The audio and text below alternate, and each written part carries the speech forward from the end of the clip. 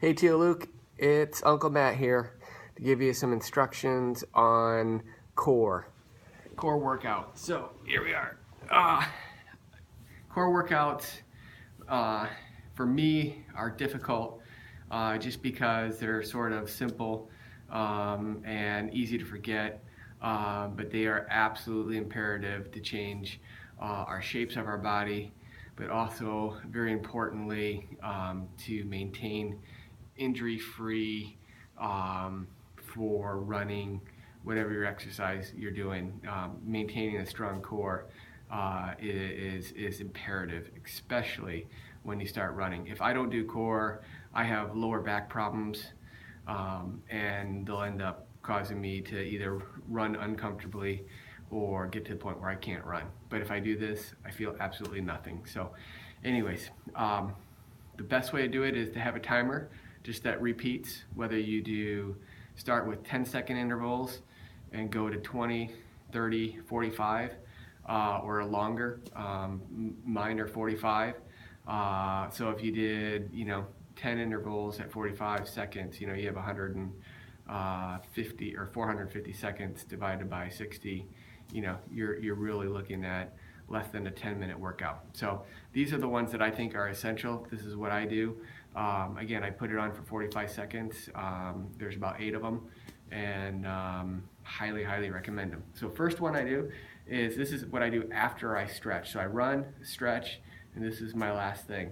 So the very first one I do is, it's basically just lift your leg and touch your heel to the ground. This one's very easy, the easiest one of all. I put my hands on my stomach so that it maintains a really flat back, and even if you lift your head up a little bit, you'll feel your lower back actually press against the ground. But you can feel that these muscles right here are tight, and I do this just for 45 seconds. My timer clicks off, goes into another 45 with no rest. So this is the first one. The second one I go into is the bicycle kick. This one's a lot more intense on the muscles. You'll feel that it's pretty difficult. And again, I use my hands on my stomach.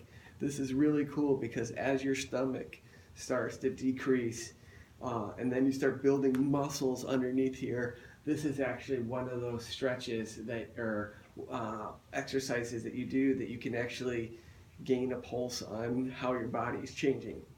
All right, so that's the second one. Then I move into planks. These are going to be extremely difficult at the start. So the first plank is like this. Just hold it. Again, I hold them for 45 seconds. They're incredibly difficult to do in the beginning. You may want to try with 5 seconds. And then from that Superman plank to what they call a side plank. Again, good posture is really important. You're going to feel this burn huge here. It's incredible. Your arms are going to hurt, your shoulders are going to hurt. But it's amazing. Once you do these enough, this will feel like nothing. It's so much so that you're wondering if it's even doing anything. But it certainly is, because when you start, it's excruciating. Like this right here, all of this is just burning right now. And then to switch to the other side, this, hold that for a little while. And then lastly, my last one is nothing more than sit-ups. So I can't do sit-ups unless I use one of these things and have something underneath my legs. It's been that way since I was in grade school. I'm not very good at sit-ups, which kind of tells you my core is not very strong. But I do 3 sets of that 45 seconds, and I can get in about 15 of them in each. So again, just a good sit up like this.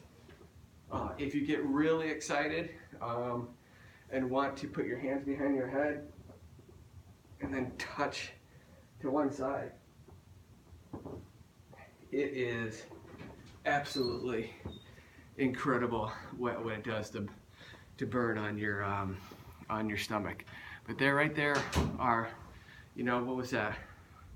1, 2, 3, 4, 5, 6 little core exercises. Depending on how short your interval is, you can set it up to be a 5-minute deal. If you get really excited, you can double it and go to 10 or whatever. Start slow, even if it's 5 seconds.